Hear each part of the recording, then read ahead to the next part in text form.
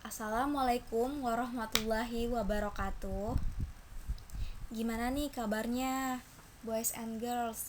Semoga baik-baik aja ya. Semoga kita semua selalu berada dalam lindungan Allah Subhanahu wa Ta'ala. Amin amin ya rabbal alamin.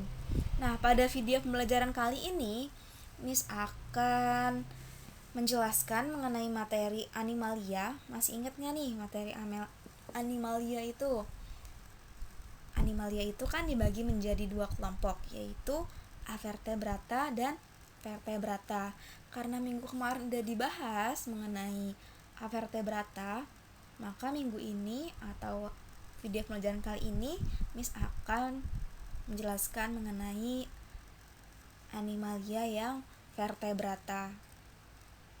Sebelum mulai, Miss akan mengintegrasikan Quran dengan sains, yaitu pada surat An-Nahl ayat 69, di mana artinya dari perut lebah itu keluar minuman, madu yang bermacam-macam warnanya. Di dalamnya terdapat obat yang menyembuhkan bagi manusia.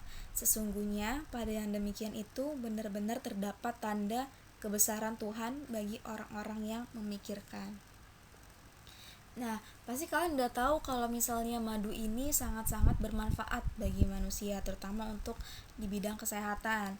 Nah, ternyata di madu ini terdapat unsur glukosa dan perventose. Nah, dalam ilmu kedokteran, glukosa ini berguna untuk proses penyembuhan berbagai penyakit. Kemudian, madu pada lebah ini juga berperan penting dalam menghentikan pertumbuhan mikroba. Enzim di dalamnya dapat merangsang kesehatan tubuh manusia dan berfungsi meningkatkan zat antibodi untuk melawan penyakit yang menyerang. Ayat ini sekali lagi menjadi bukti bahwa antara kebenaran Al-Quran dengan kebenaran sains tidaklah bertentangan. Wallahu a'lam. Chordata memiliki notochord, yaitu kerangka berbentuk batangan keras tetapi lentur.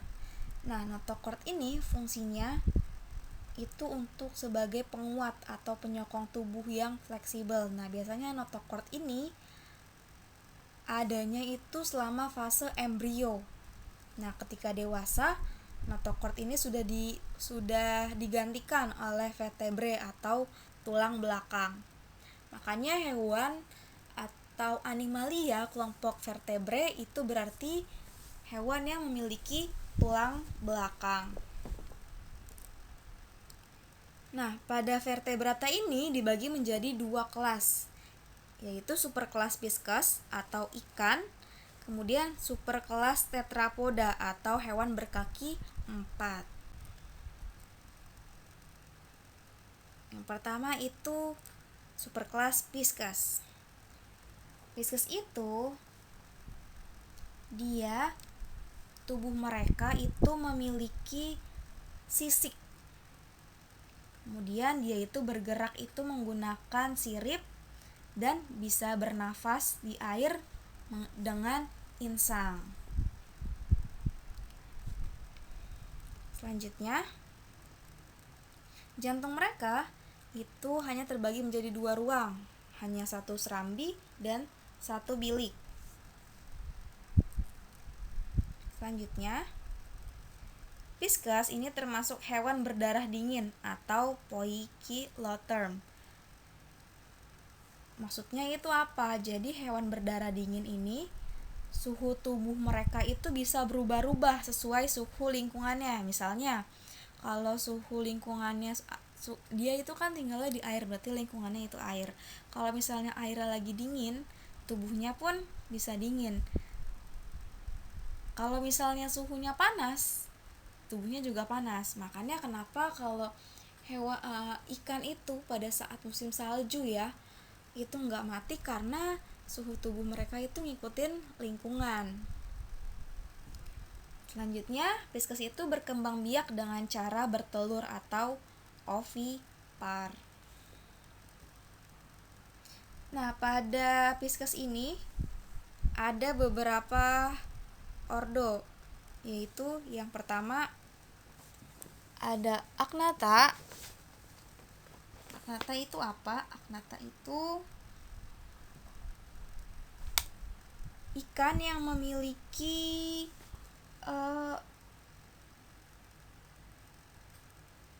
tipe mulutnya itu penghisap.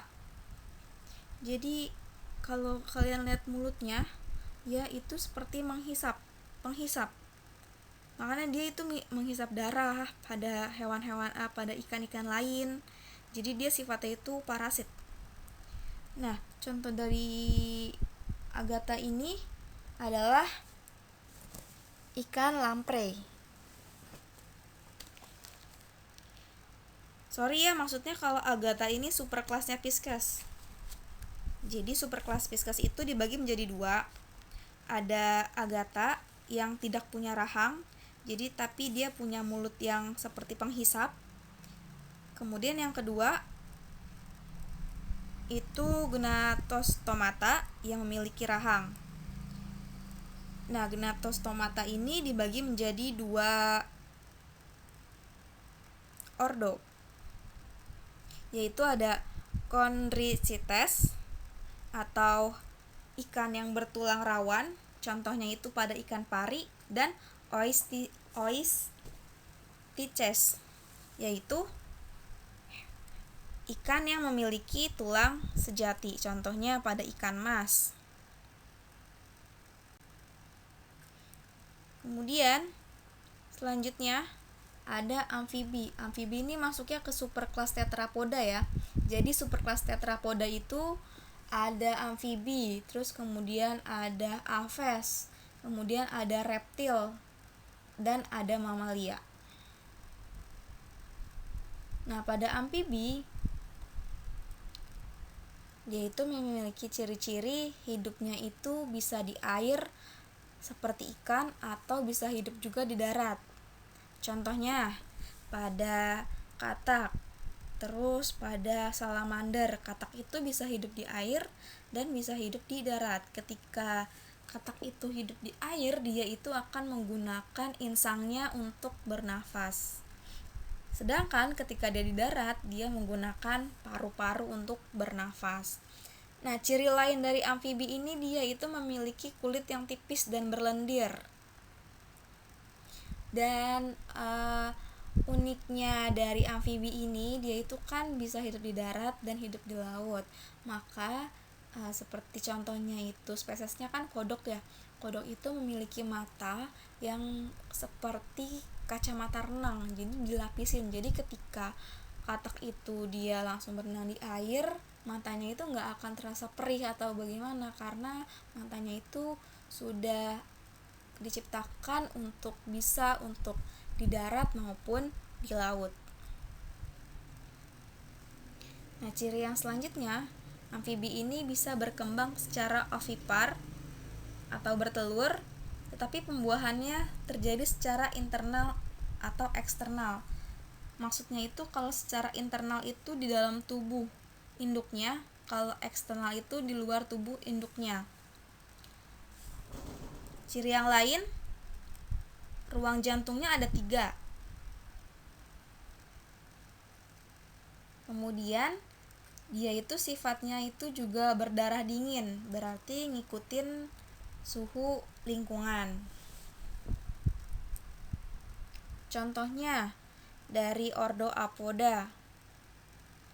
Nah, Apoda ini sejenis kayak cacing, ya terlihat seperti cacing. Dia itu termasuk amfibi tidak berkaki. Nah, seperti ini. Kemudian ordo yang kedua itu ada Caudata. Contohnya ada salamander. Kemudian ordo yang ketiga itu ada Anura atau kodok atau katak. Katak sama kodok itu beda ya. Kalau katak itu dia tubuhnya itu lebih ramping, sedangkan kalau kodok itu tubuhnya itu tegap sama kekar. Pokoknya kalau dibandingkan kedua gambar agak berbeda memang katak dengan kodok ini. Kemudian Selanjutnya ada Aves. Kelas Aves. Aves ini kayak sejenis burung-burungan. Cirinya, seluruh tubuhnya ditutupi oleh bulu kecuali pada paruh dan kakinya.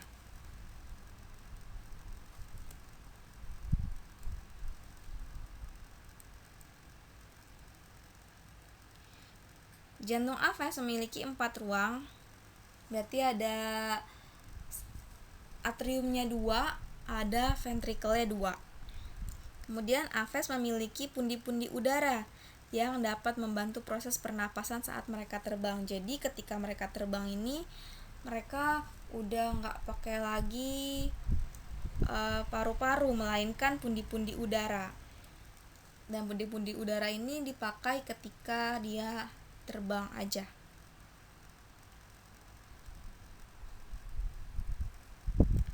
Nah, Aves ini juga dia sifatnya ovipar atau bertelur. Nah, dia termasuk juga hewan berdarah panas atau homoiotherm. Jadi kalau yang sebelumnya, kalau hewan berdarah dingin kan dia mengikuti suhu lingkungannya. Kalau hewan berdarah panas itu artinya suhu tubuh mereka stabil dan tidak dipengaruhi oleh lingkungan. Jadi kalau misalnya lingkungannya dingin, ya tubuh dia tetap hangat gitu. Nah, biasanya pada Aves ini bisa terbang kan, tapi ada beberapa kelompok Aves yang nggak bisa terbang. Kira-kira kalian tahu nggak contohnya apa? Ada penguin. Penguin ini masuk Aves juga, dia nggak bisa terbang. Terus ada burung unta, dia juga masuk ke kelas Aves dan dia nggak bisa terbang. Nah, untuk Aves ini ada beberapa ordo, yaitu ada yang pertama Strigiformes, itu contohnya burung hantu. Kemudian ada Columbiformes, contohnya burung merpati. Kemudian ada burung unta, yaitu Strutioniformes. Kemudian ada ordo penguin, Speniciformes, dan ordo ayam, yaitu Galliformes.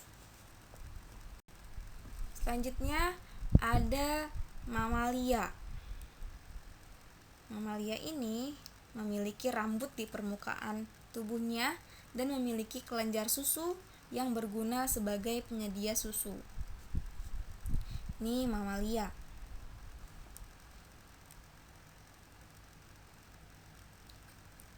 Mamalia umumnya hidup di darat, tetapi ada beberapa jenis mamalia yang hidup di air.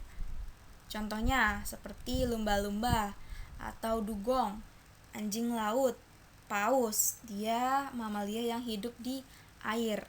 Kemudian mamalia ini sifatnya homoiotherm juga. Jadi hewan berdarah panas, jadi suhu tubuhnya nggak berpengaruh sama suhu lingkungannya. Nah, ada beberapa ordo dari mamalia. Ada monotremata, contohnya ada platypus. Platypus ini dia mamalia itu kan biasanya umumnya itu beranak ya, vivipar. Tapi untuk platypus ini mamalia yang bertelur atau ovipar. Kemudian ada marsupialia, contohnya ada kanguru. Eutheria, contohnya macan, harimau, kucing, manusia, itu masuk ke Eutheria. Jadi Eutheria itu dimana memiliki ciri memiliki yang namanya rahim.